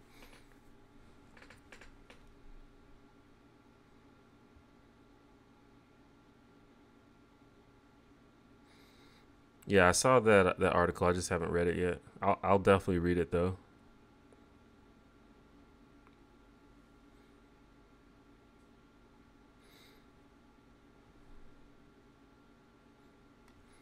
Like I'm still like really hostile towards religion overall.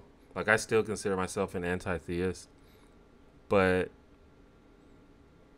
it's just not the issue right now. There's other things going on. Like, there's trans people being killed and black people being killed, and you know there's other things that I feel like are worth my time. Religion still affects people in ways, and I think a lot of religion is a part of even the stuff that I said before. But it would be a misguided attack for me to just navigate around the issues that are right in front of me and then go and say, oh, Islam's bad.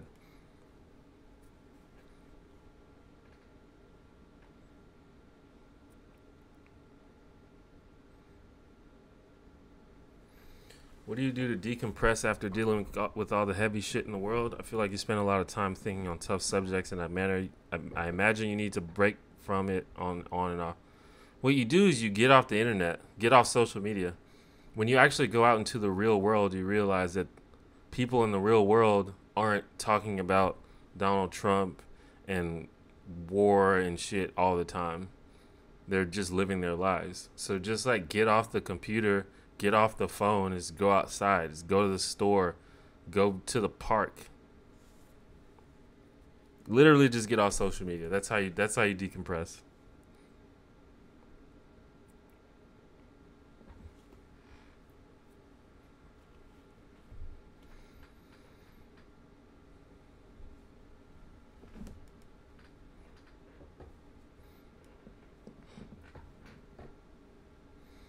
Well, that's how that's how this idea of anti-whiteness is coming about. And this is why Nazis consider these anti-SJWs useful idiots, because they're spreading this idea that people are trying to erase white people or white men.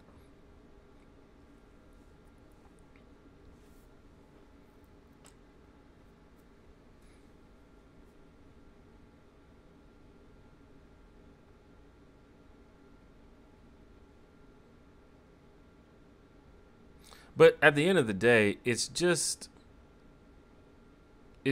content, and that's kind of a problem. And that speaks to just the problem with YouTube in general.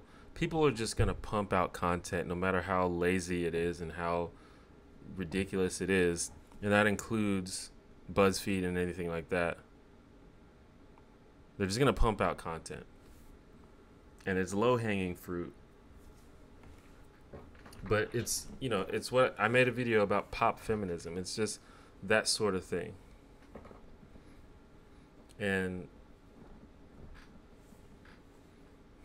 I don't know. It's to me, if you're going to watch a BuzzFeed video and say that this is the worst thing ever and this is ruining the world and we need to talk about this, to me that's the same as, getting, diagnosing an illness by going on Yahoo Answers. It's just, it's not congruent.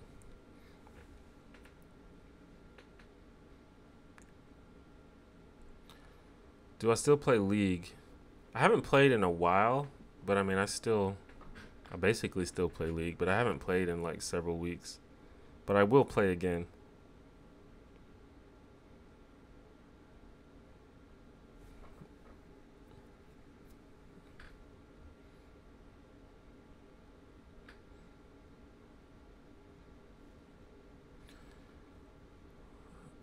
Personally, I don't think people of color should have to solve racism in the United States.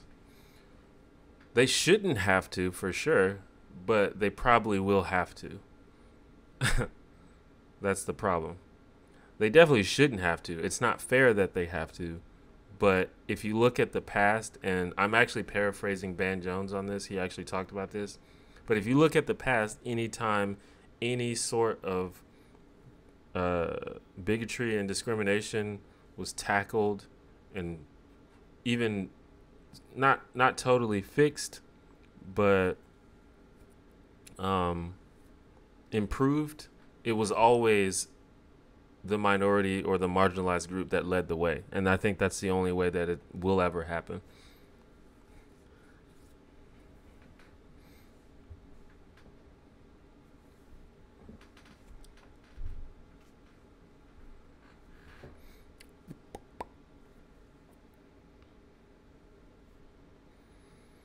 I saw some League RP cards on your wish list. What skin is that for? I don't know. I actually just want to get a bunch. Well, I originally just wanted to get a bunch of rune pages, but I guess you're not gonna need that anymore. I'm not exactly sure. But I just like having skins for the characters I play, and the characters I play change a lot. Uh, but I think I've been playing a lot of Garen lately because my idea was I'm just gonna play literally the easiest character in the game, so I can focus on learning the macro learning the macro elements of the game and like learning how to make good decisions and not have to think about like mechanics that much. So I've actually been playing a lot of Garen. He's actually fun, and he's actually really fun actually. um, so probably some Garen skins. And I play a lot of Tryndamere, but I have almost all of the Tryndamere skins already. If I ever play PUBG, I played it. It's pretty fun. It doesn't run that well on my computer. I have a really shit computer. That's a thing that I plan on upgrading very soon. So support me on Patreon so I can buy a new computer, guys.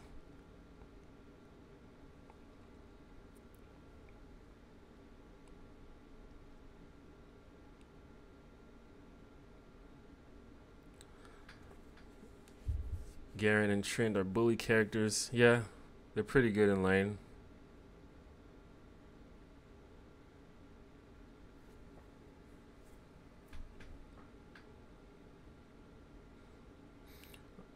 Yeah, I don't like when people ask me my sign. Do the U.S. states even make sense anymore? People in urban areas are now far more similar to people in another state urban area than to rural people in their own state. Yeah, I guess so. That's probably true. But I don't know, like I think that it depends.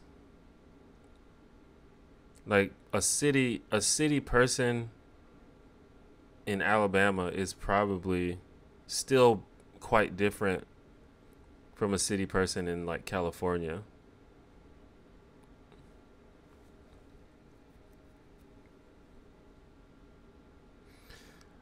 You had to stop playing LOL. The people sucked. Yeah, the community generally sucks. But I like half the time I just like mute all because I like the game. I think the game is very competitively satisfying. It's like chess. It makes you think.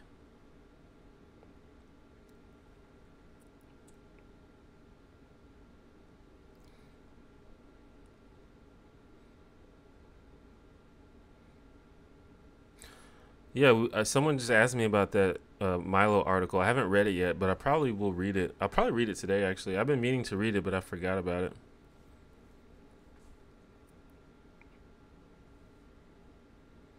So we got about 15 minutes left in the stream, guys. I appreciate everyone for coming, checking me out. If you don't know, I stream every Sunday around 2 to 3 p.m. Central Time.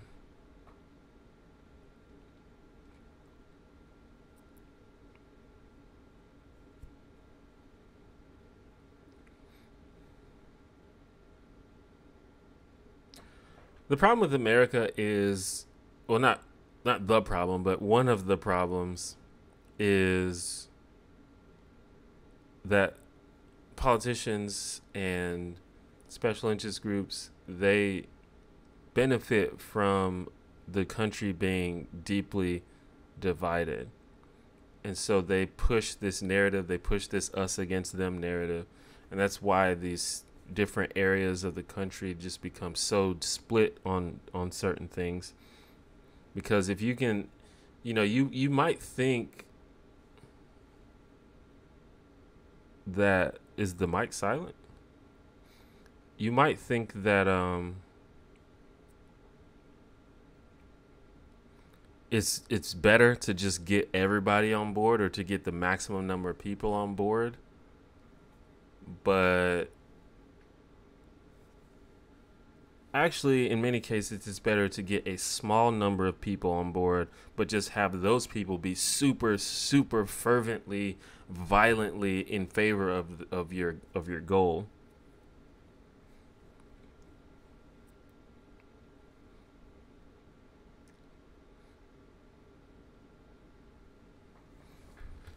And I think that that's what's happening in America, is they're driving this division pretty much intentionally.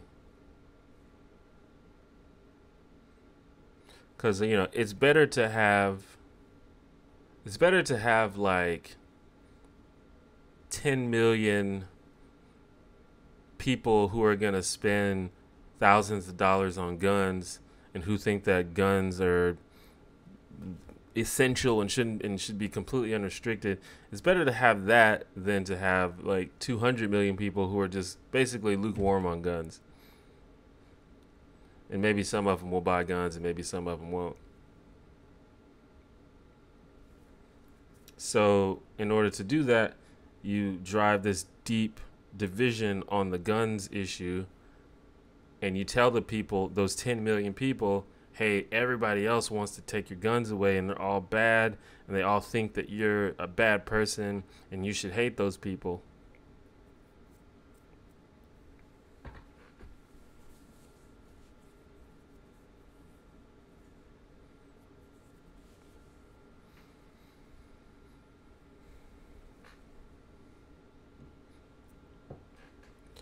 So for those that don't know, I've decided that I'm not going to upload, or I'm not going to make the recordings of the live streams public on my channel, so you won't like see them in the normal video list. But if you want to watch the old live streams, there's a playlist, and it will be on my channel page, youtube.com/1janitor. Just go on my channel page and scroll down. You'll see like live streams, and it will be there if you want to watch it. And also I'm going to be releasing like highlights from the streams, like if there was a good conversation or if there was a point that I made that I wanted to reiterate. Those will be uploaded, but those are going to be just like 1 to 3 minutes long or something like that.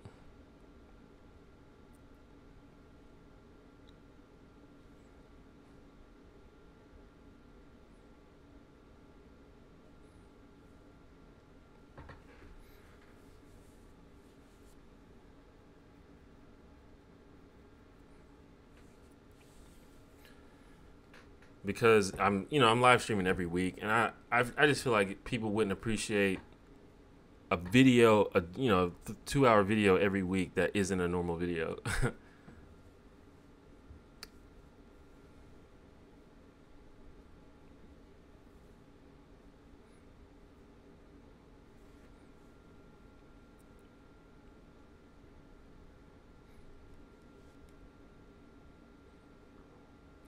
I don't think that poverty is necessary in capitalism. It's necessary in the kind of capitalism, unrestricted capitalism that we have, that results in people, being multi-billionaires. But I think it's possible. I mean, income inequality is essential for capitalism, but I don't think that poverty is necessary.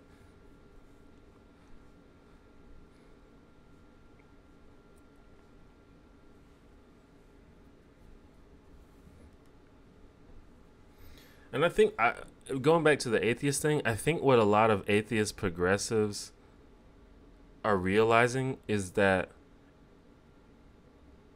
fanaticism and dogmatic beliefs are not unique to religion.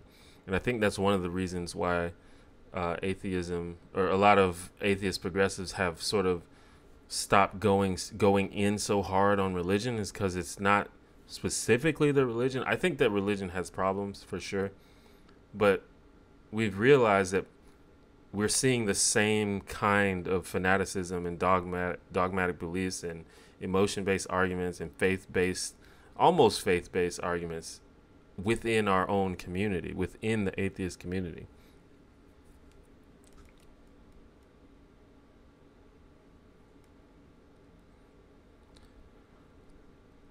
Poverty insofar as living, basically not having enough money. Basically, that's what poverty is, when you don't have enough money.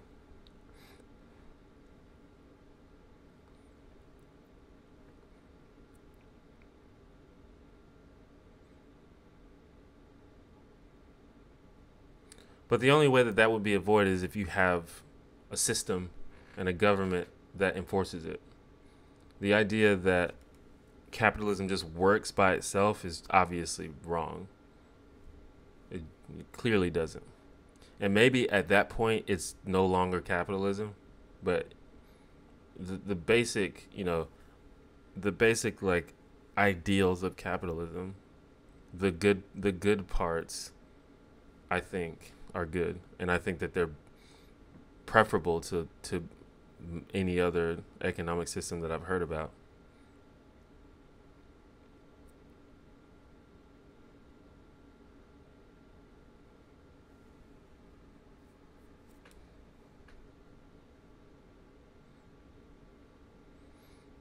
Artificial life?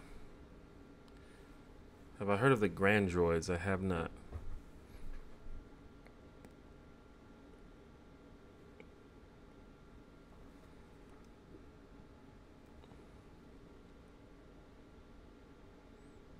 What would you say are the good parts of capitalism? Well, when I say good parts, I mean parts that I like, that I think are, that I agree with. Not necessarily that they're like inherently good. But for example, I think people who work harder than other people should be rewarded more. I think people who have better ideas than other people should be rewarded more. I think people should have private property. I think that there should be hierarchies, and I think people who have more responsibilities should be paid more than other people. That sort of thing.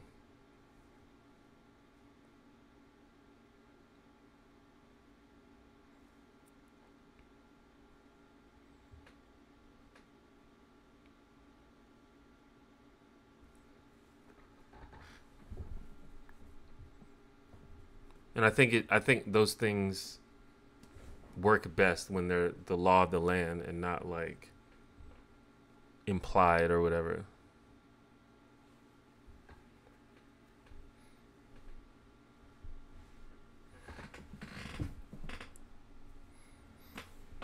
What do I think about communism?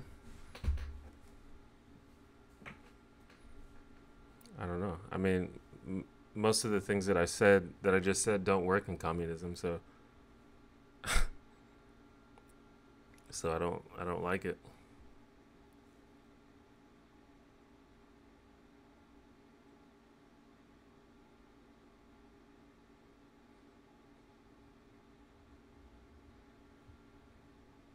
I also think politicians get paid too much. I honestly would be okay with politicians not making any money, cuz politics, public office should be a community service. It shouldn't be like a job. It should be a volunteer community service. And only people who want to do it because they want to help should do it.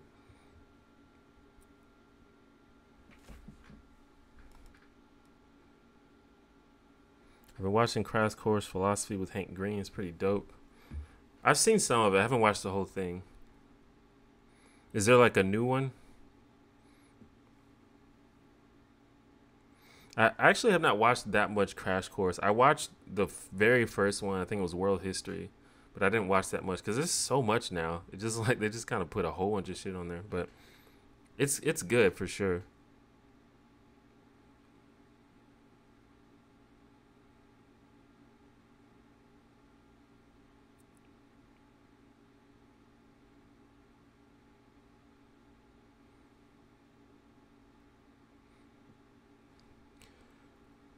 Have you ever thought about a system kind of like Star Trek? The focus becomes making humanity better and not making money. I know it's a simple way of thinking that could work at some point. Well, yeah, I'm always in favor of making humanity better over making money. Um, and I think that's one of the problems with our society, particularly American society, but I think human society in general, is we don't have the benefit of humanity as our primary focus. And I think that should be our primary focus in most cases.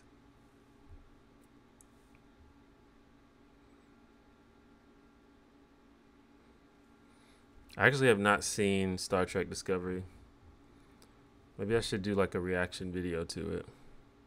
I really want to put more videos on my second channel, which I've kind of neglected over the past few months.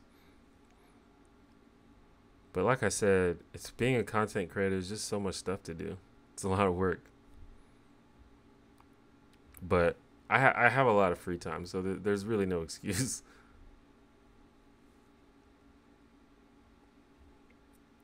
You worked on the Star Trek Discovery intro. That's cool.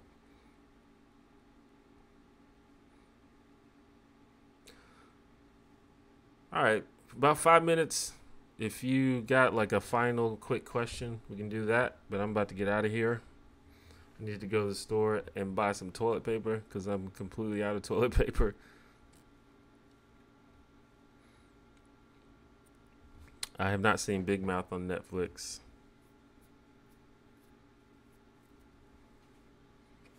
Do I like Obama? I was heavily critical of Obama, but he's probably one of the better presidents that we've had. But there's a lot of things about Obama that I really, really didn't like. Do I still have roommates? I live with my brother now. Yeah, I definitely won't get one ply. Did I ever finish the Heiko series? No, I didn't. I kind of have a plan for that. I may do something different for the Heiko thing. I'm not exactly sure though, so I'll talk about that another time. But I will finish it in one way or another. I don't know if I'm just gonna finish out the video series, but I will readdress it for sure.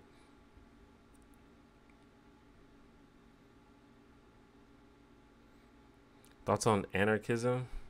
I'm not completely educated on it, but I definitely don't agree that society should be stateless or governmentless. So there's that. Or without hierarchies, although I guess anarchism doesn't necessarily imply there's no hierarchy.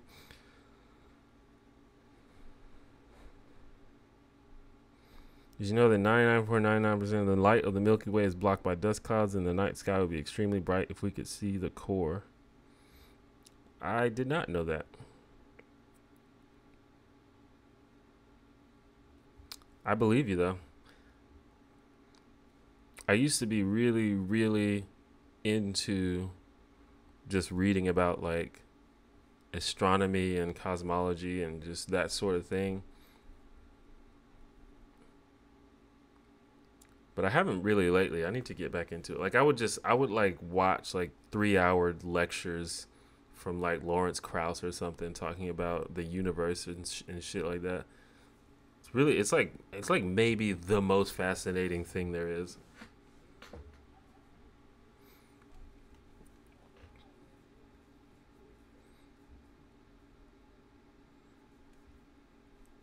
Should people be able to fap to any fictional porn media they want? Maybe. Probably not. There's probably some porn media that people shouldn't have. Child porn is probably a big one of those. What would I do if I met aliens? I have no idea. Try to determine if they were nice.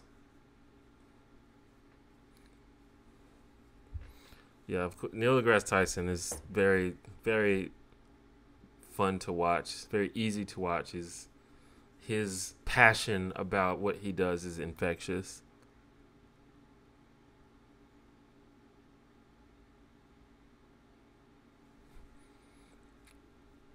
Did you see LeVar Burton reading Neil deGrasse Tyson Goodnight Moon? No.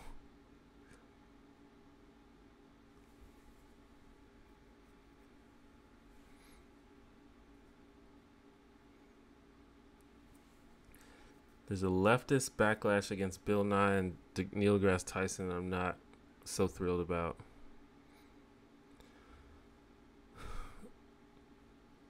Yeah, I don't know. I don't know exactly what you mean. I know that there's a lot of people who are upset with Bill Nye, but it's usually for frivolous reasons from what I've seen.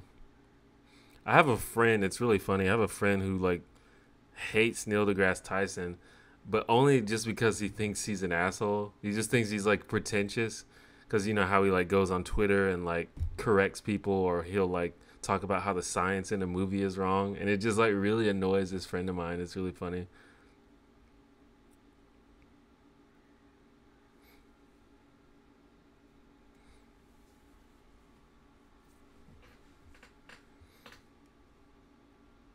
The only thing that I'm familiar with is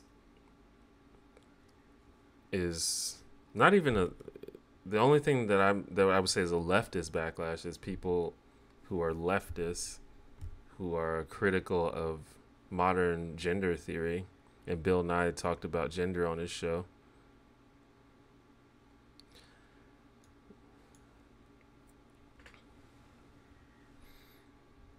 And a lot of people say that they politicize science, but I don't know if that's a legitimate accusation.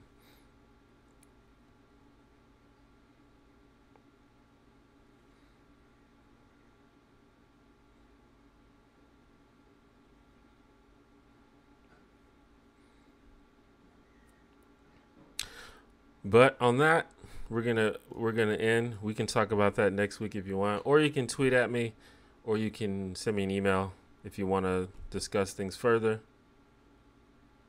Um, Thank you for coming to my live stream. I live stream every week, Sunday.